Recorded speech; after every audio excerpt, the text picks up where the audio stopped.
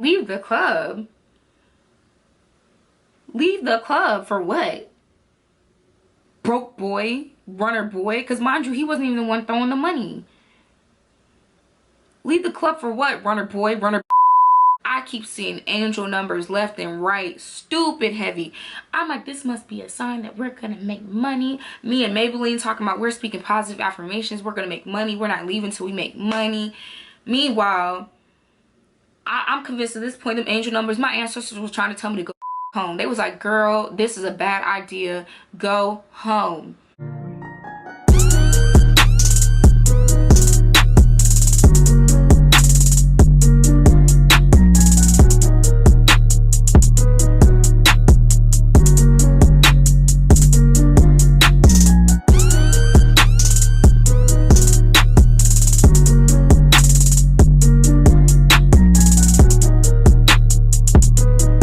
So hello to all of my cherry bombs. It has literally been forever since I did a pre-recorded, and today I have a really interesting story for you guys. I'm about to tell you about my Miami trip that went everything but right. So before we get into this story, please make sure your notifications are on because I'm very sporadic with how I post, and if they are not on, you will more than likely miss me. Please make sure to give this video a thumbs up so that more people can find my channel and find my content, and so that they can become a part of the Cherry Bomb gang. Also, please make sure you add my social medias down below. Everything will be linked in the description box. And let's get into this story, y'all. Oh my gosh, where do I even want to start? So for those of you who don't know, I have returned into the dancing world temporarily.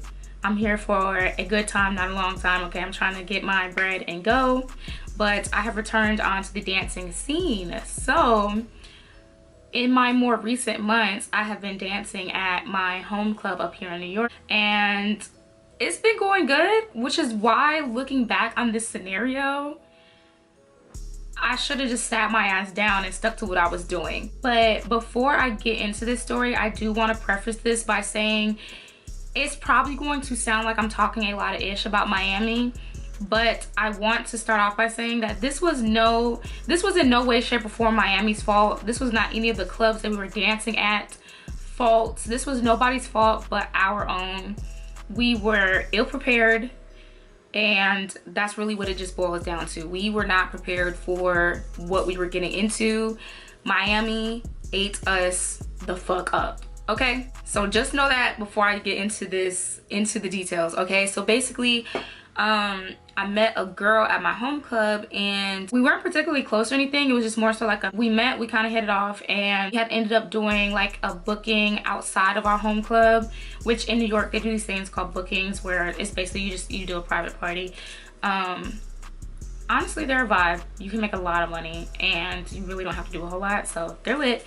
But we ended up doing a booking, and then we also ended up trying another club outside of our home club together. So we weren't necessarily hanging out, but we were on some like get money together type of vibe, you know?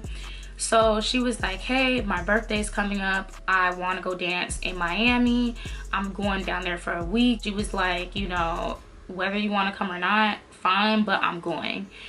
And me being, y'all, sometimes my spontaneity, I think that's how you say it, my spontaneity be getting me into predicaments. Sometimes I need to just realize that I just need to sit down and eat my food sometimes, okay? I should have sat down and said, you know what, girl, good luck in Miami, have fun, I'm gonna stay up here, I'm gonna do my thing because up here has been showing me love. That's what I should have said. But no, what did I do? What did Cherry say? I said, girl, count me in. She was like, okay, bet. She was like, you serious? I'm like, yeah, I'll go, count me in, let's book the flights. Y'all, I'm gonna get to this next part, but just know, okay? So we book our hotel, we book the flights. I would say all together between the hotel and the flights, we probably already had spent, let's say probably about like $800 a piece to get down there and into like 4-hour stay. So originally we were going to stay, I think we got down there on a Wednesday. The plan was to stay until Sunday morning and then go home. Now I'm gonna tell y'all where the plan went up in flames. So just keep that in mind. The original plan was to stay until Sunday morning and then go home. We got down there on a Wednesday. So we're down there, we're vibing. Wednesday night we did go dance. So Wednesday night we get down there and we put our stuff away, we go eat, and we go dance at a club called G5. And G5 was pretty dead for a Wednesday, but they did mention that, you know, Wednesdays are not one of their good days. But we still were making money, so we were like, okay, cool, you know, this is a vibe. We were thinking, okay, this is probably going to be like one of the clubs that we put in rotation, because we knew that we were going to be dancing at multiple clubs in Miami. Our intentions were never to like pick one and stay at one club, but we did end up actually dancing at G5 the majority of our time there, but that wasn't the plan. So Wednesday night is chill, whatever.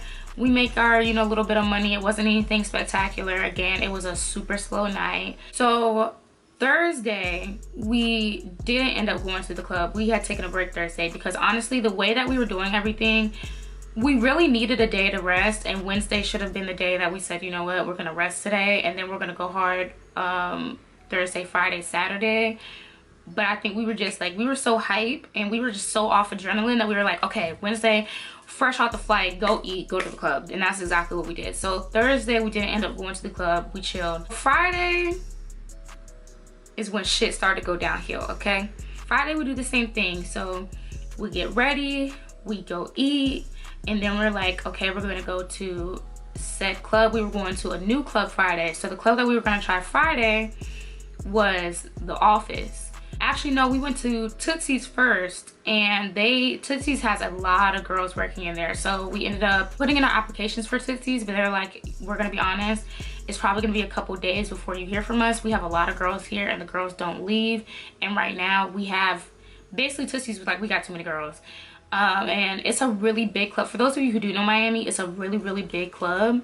But they have a lot of girls that work in that club. And what happens in Miami too is, and a bunch of clubs said this, and we could kind of peep this vibe, is that girls will come from out of town and they make so much money in Miami that a lot of girls come for like a weekend to dance and they never go back home. And whatever club that they ran it up at that weekend just becomes like their main club, their home club, and they move down to Miami. Like, it happens a lot, like a lot. So Tootsie's is one of those places. So they were like, honestly, a lot of these girls are like, y'all, they came from out of town and they don't leave. So basically right down the street from Tootsie's is this club called The Office that also, they make a lot of money, and them girls don't leave either because it's very good money, it's very consistent. So we're like, okay, well, Tootsie's is kind of like, it's gonna take them a couple days to hear back from them, and we're gonna be gone by the time they call us back anyway. So we're like, okay, well, we'll walk down the street to The Office, because literally, y'all, it's so close that like the only thing separating those two clubs is maybe like 2 buildings. So we start walking, right? And this car pulls up beside us, and in the car is this guy, and he's like, yo, he's like, where are y'all going? What do?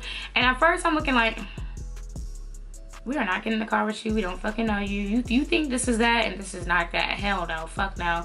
I'm just in my head, I'm like, But we did peep, like, it was like one of those things where, you know, after a while, like, you get a vibe from somebody and you can kind of tell if the vibe is good or not. So he wasn't being creepy, and he wasn't trying to hit on us. Basically what he was saying was, he was like, some friends who are at the studio and they're part of this record label, and they're going to be going to said club tonight. So if y'all, because we had basically, he was like, you know, where are y'all going? Like, what are y'all doing? Because you see two pretty girls walking on the side of the street or whatever. You like, what the fuck?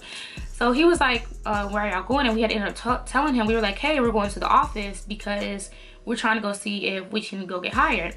So he was like, oh, you know, my friends go to The Office all the time, and they're really cool with the owners and the establishment and stuff. He was like, come meet them, and then we'll drive you right back over here. We around the corner. Again, he didn't give us creepy vibes or anything, and that's not where the story is going. Like, they didn't do nothing creepy. So we get in the car or whatever, and he drives us literally like he was saying. They were around the corner. They had like this studio around the corner, and it's these guys. They all have on like super nice jewelry, very like, they definitely some hood motherfuckers, but they had on like, you know, you could tell, how do I want to explain it? Working in nightlife, I've seen enough real jewelry and enough fake jewelry that I can spot fake jewelry from a mile away, and I could tell that their jewelry was real. So I was like, oh, okay, he might actually be like, you know, they're not capping, they getting some type of money. It might not all be from the record label, but they're getting some type of, you know. So we kicking it with them for a little bit or whatever. Mind you, it's still early, so we're talking to like everybody or whatever. They like, yo, they like, damn, like they some baddies, like who do, like where'd you find them? And he's like, you know, they want to go dance at the office. So the owner of the record label comes out. It's just like, he kind of looked, I think he was white, but he looks like he could have been like, they're just a real big Puerto Rican guy or like Arabic. That's what he looked like. So he comes out and he's not really talkative. He's kind of more standoffish, but he's not like rude. He's just like, you can tell like he the type, he observed, he sit back, he kind of watched it. So the record label, the owner, he was like, oh, you know, they want to dance at the office. Okay, cool, I'll make a call, whatever, we'll do. And then I guess one of the dudes who's on the record label, one of the I don't know how the music industry work, y'all. So one of the rapper dudes, basically same thing, like, oh, okay, we'll make a call, it's nothing, we cool with them or whatever, y'all good to go. And they were like, if you really like, if y'all really want to make some bread, we're not going to the office tonight, but we're going tomorrow. So they were like, well, tonight, this other club, it was called the Mint. They were like, the Mint is gonna be popping. So if you want to go dance over there tonight, we'll drop y'all off at the Mint. And then tomorrow, come fuck with the office, because they already said y'all good to go, y'all straight. So me and the girl, we're like, okay, cool, you take us to the Mint. I'm not thinking, because again, this is my first time dancing in Miami. This is her first time dancing in Miami. That a lot of the clubs in Miami, you have to be 21. They do not play that shit. You have to be 21. I did not know that because I'm so used to a lot of the other clubs up and down the East Coast. As long as you're 18, you're good to go. Miami, they not playing that. So the girl I was with was 20, and she wasn't gonna be 21 until for another week. So I'm like, we pull up to the Mint. Granted, not to toot our own horns. I'm really not trying to like be like fooling myself when I say this. Myself and the girl, very pretty girls. So we knew that any club that we pulled up to, we were basically gonna be good as long as they had the space.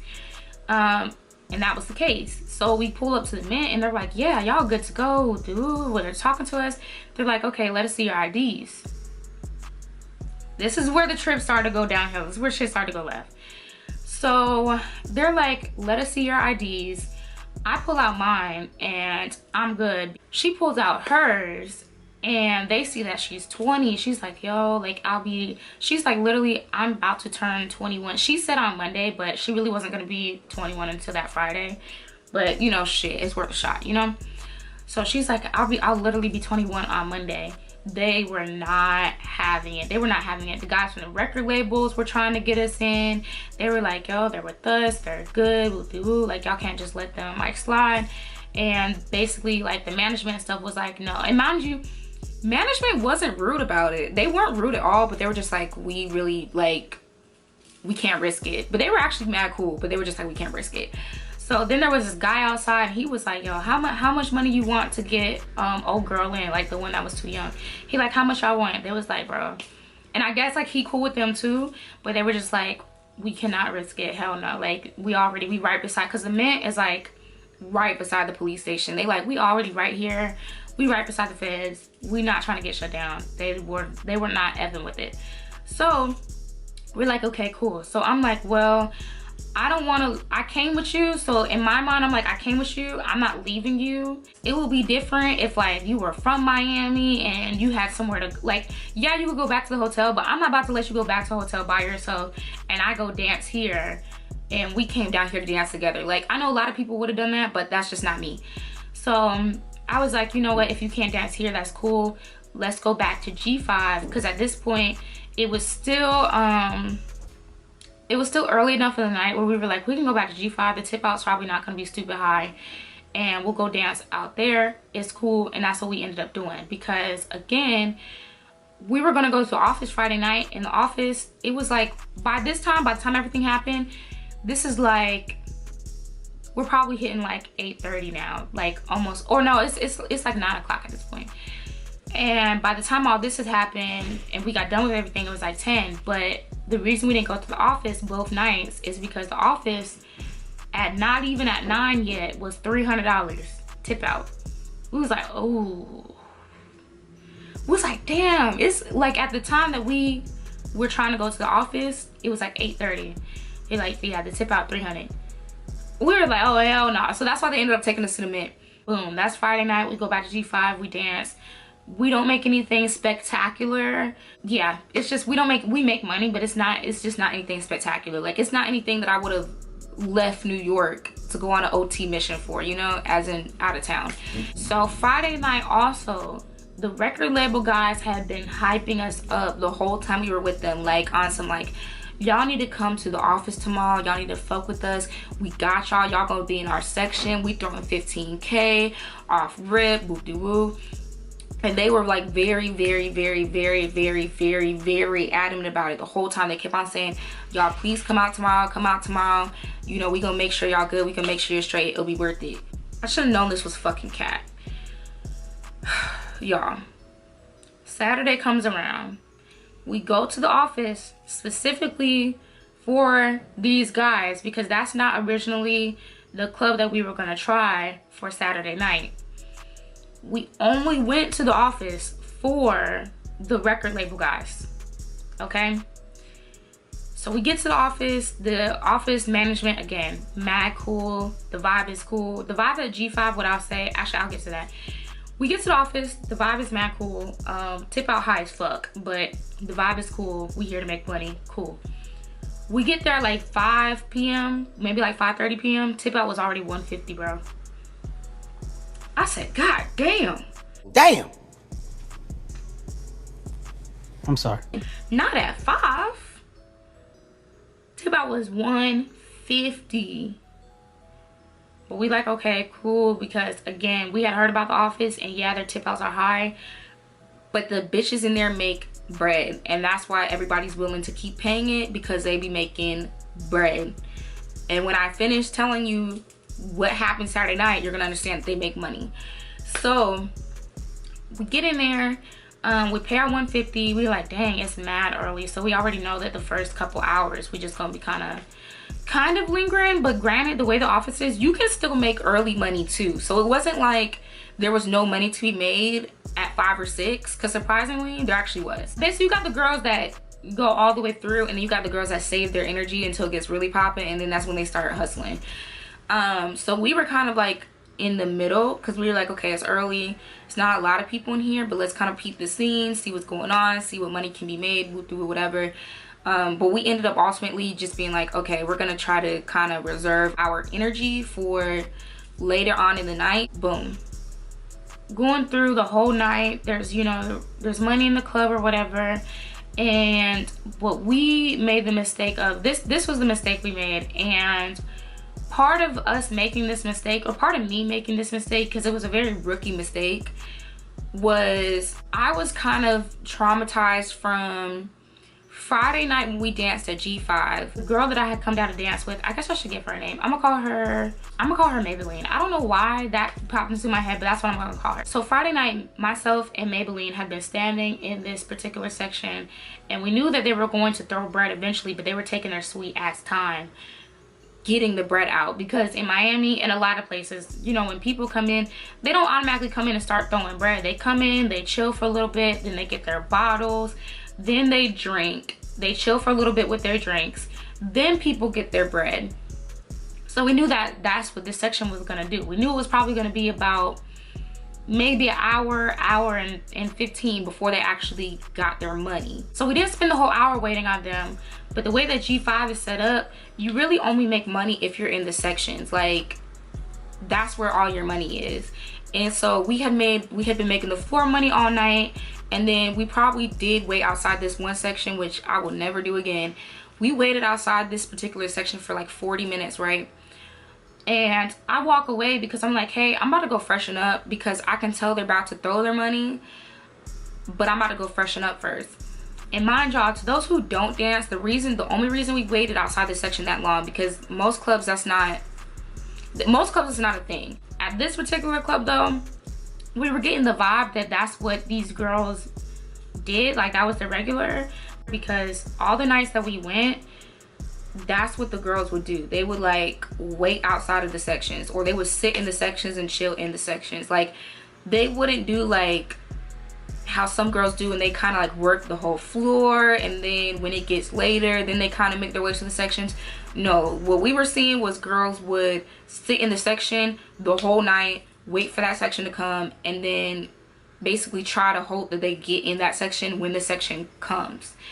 So us seeing that, and us never danced in Miami before, we were like, okay, that's probably what we need to do too, because there's no way they're waiting outside these sections if it's not money to be made in the sections. There's no way that they would spend this much time waiting outside of a section if there was not about to be stupid bread. But I also, y'all, when I tell y'all, this whole story is about to go full circle. So anyway, I go to freshen up after we've been waiting outside that section for like 40 minutes. I go to freshen up, y'all. Why the minute I step away, the people who were supposed to be, you know, throwing bread and stuff, I guess they were waiting on more people. So when I was in the back, the people they were waiting on finally came to the section, so they got all their money and they start throwing money. Y'all, I was only in the back for less than 5 minutes. I come back out the back, and anybody knows dancer etiquette, once money is being thrown, you do not join in on that bag. So me and my friend had already had a basket of money from the two of us, because we had been kind of like working the floor, we were dancing on stage, we were doing other stuff, so we had money that we had brought into that section as we were waiting on them to come. So I get dressed or whatever, I come back into the section, and there's this other girl, and she's like, oh no mama, they already started throwing money. I'm like, bro, I literally been waiting here this whole time. You see that I already have my money basket sitting here in the section.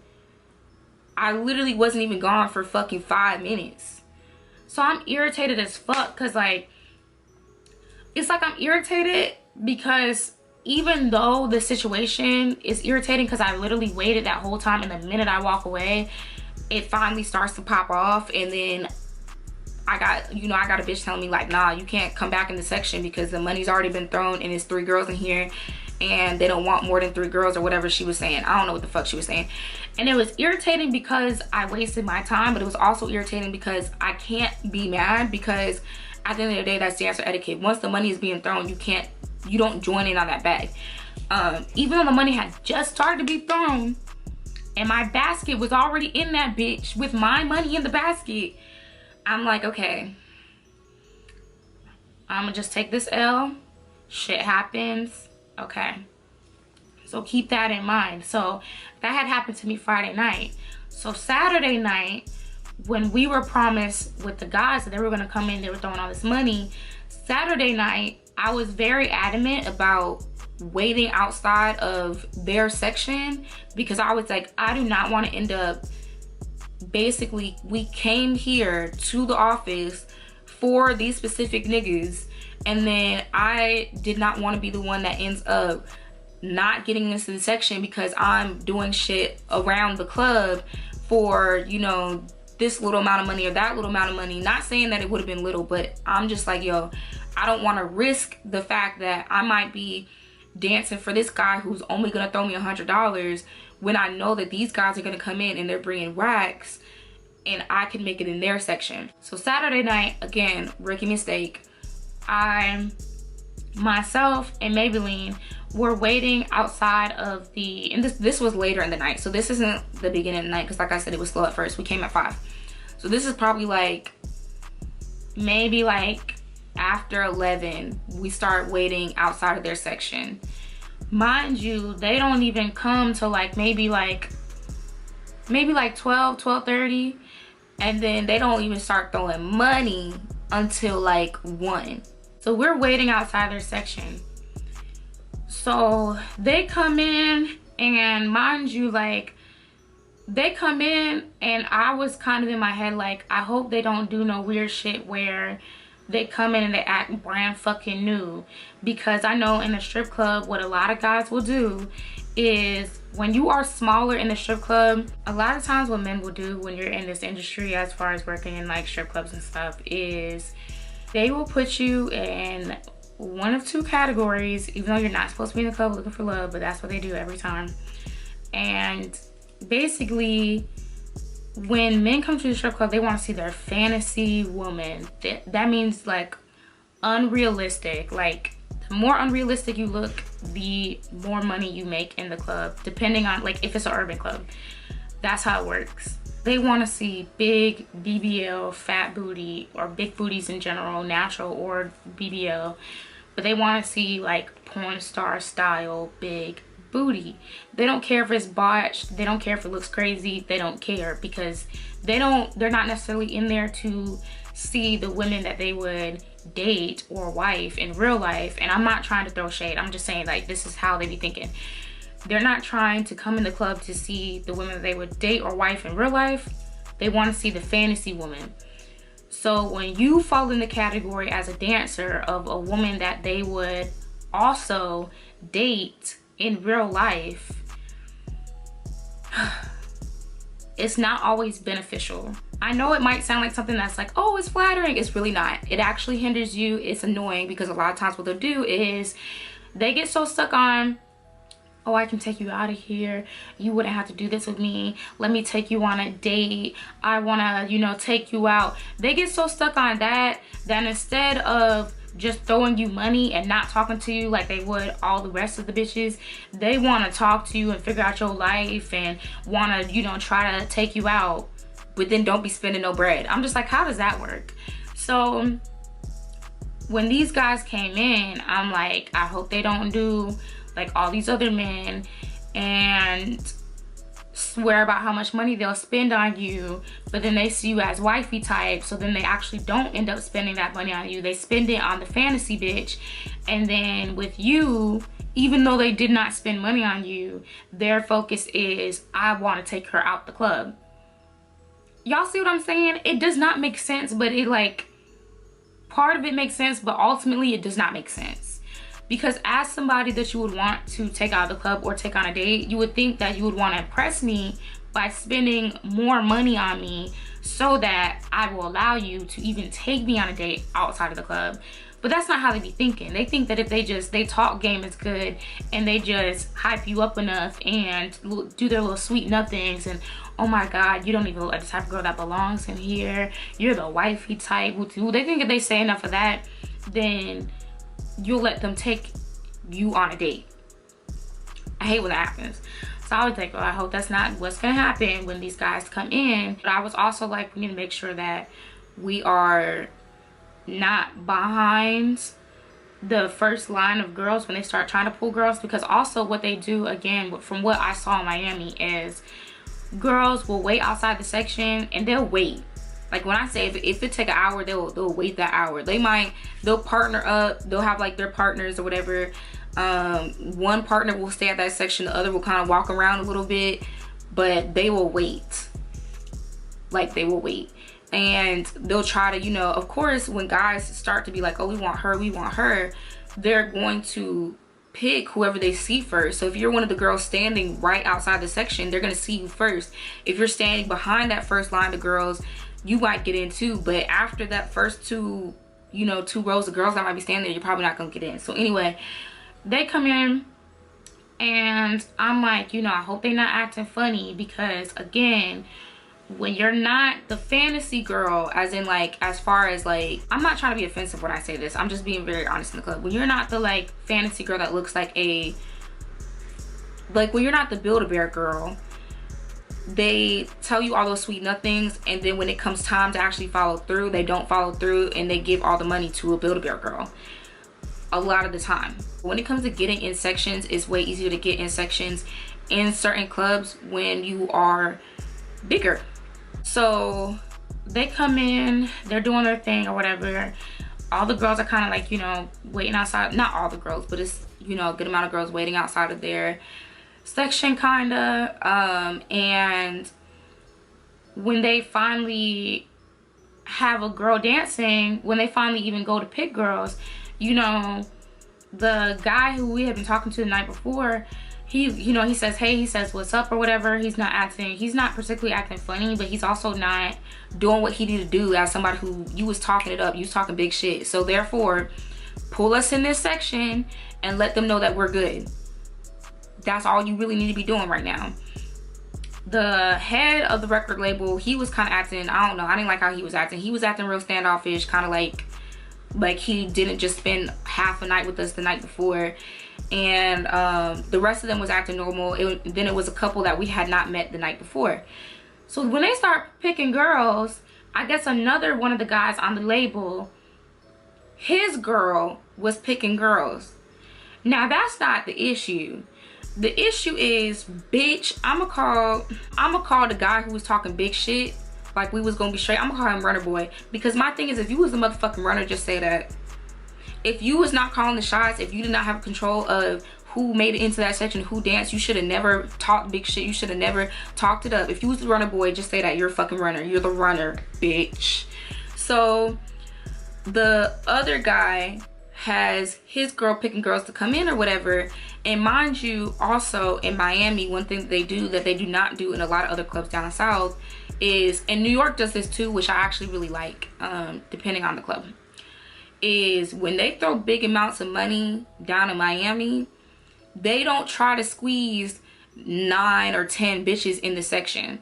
When they throw big amounts of money down there, I don't care if it's 20K, if it's 10K, if it's 15, whatever, they will maybe have, if they're throwing a lot of money, they'll maybe do 2 to 4 girls in the section. They do not try to fit a whole bunch of girls in the section. I actually really like that, and I really respect it, and I feel like that's how most places should be. Because once you get to, you got 7 girls in the section, 6 girls in the section, 10 girls in the section, it's not worth it. That's why I normally, in my home club, I don't ever dance in the sections in my home club, because I personally don't feel like they throw enough money to where it would be worth it for me to dance in a section. And in my club personally, too many girls will try to squeeze into a section, and they have no dancers etiquette. Again, I've said this in one of my lives. I dance at a heavily Spanish club. They live by a different code, a code that would get your ass beat a lot of other places, but they live by a different code. And there'd be a lot of girls in sections that are not throwing a lot of money. So I'm not normally one to like to be in sections, because a lot of people try to do that a lot of the time. But in Miami and then other places in New York, what I've noticed is like, they'll throw a big bag, and they'll throw that big ass bag on like 2 or 3 girls, maybe 4. So once you bust that down, it's way more worth it. So basically, so in this section, they were only going to have, I think they only ended up pulling 2 girls to dance on the section that was right in front of the stage. And then they had a girl, like every girl who would dance on stage, who would go kind of in rotation, would be getting the stage money. So the guy's girlfriend pulls, you know, the 2 girls that she, I guess maybe she knew them. So she pulls the 2 girls that she knows, and we're like, okay, so the fuck? We done came here to this club for you. You did all this capping, and then when we tell him, we're like, so what's going on? You know, they acting like they already pulled girls. They don't want no more girls in the section. I'm talking to runner boy, and runner boy is like, oh, I'm not in control of that. You know, basically my man's girl is picking girls or whatever. Like, I'm cool with y'all staying in here, da da da. And I keep telling him, I'm like, it don't matter if you fucking cool with staying in here. My problem is they've already started throwing money, and she picked girls, so we can't stay in this section regardless. We cannot come into this section because there's already money on the floor. They already started throwing bread, and you did not make sure that we made it into the section. So what the fuck? And we came here for you. For y'all. You're the only reason we came. We would have been at a whole different club for this night. So we essentially end up doing the same thing that I feel like happens a lot of the time when these men do the whole like, oh, I will wife you, woo. Is what they do is they fucking come in there talking all that shit, and then they throw all the fucking money on another bitch, the fantasy bitch. And you, even though you're a wifey, you basically essentially end up getting the honor of watching them throw money on another bitch. That's why when niggas be talking about, oh, the whole I will wife, I walk away. I don't want to hear that. I don't want to hear how you wife me. I don't want to hear how you take me out of the club. I don't want to hear how, oh, you're so pretty, you're the type of girl I would marry. Because as soon as I hear those words, I'm like, you're not about to try to spend no real money on me. And I know that sounds backwards, but it's so true. When I start hearing those type of things, I'm like, you're not about to spend no real money on me. I don't want to hear this. I'm not here to talk to you about my life. No, none of that extra shit. I'm trying to get my money and go. You trying to be in this extra shit because you want to come in here and fall in love. I don't know why y'all be coming to the strip club trying to fall in love. That's not where you find love. But as soon as I start hearing that type of stuff, I'm like, yeah, they're not going to spend no money. I'm not the fantasy bitch. I'm their type that they would date. I'm not their type that they about to throw racks on in the club. And I know how to tell the difference. So they basically fucked us over for Saturday night. So we end up being in there. Granted, they did throw a solid, probably at least they threw at least 10K. But it doesn't fucking matter because we didn't get any of it. They threw probably 5K within the section, which means those two girls got to bust down 5K. And then there was one girl on stage. They threw a good 5K on that girl on stage. And then there were two more girls that got on the stage. They at least threw them probably, so they threw over 10K. They probably, maybe altogether they threw about 12 or 13, because there were at least two girls before the girl that they threw 5K on stage, who they probably threw maybe a stack or so, maybe 1,500 on those two girls as well. So I'm like,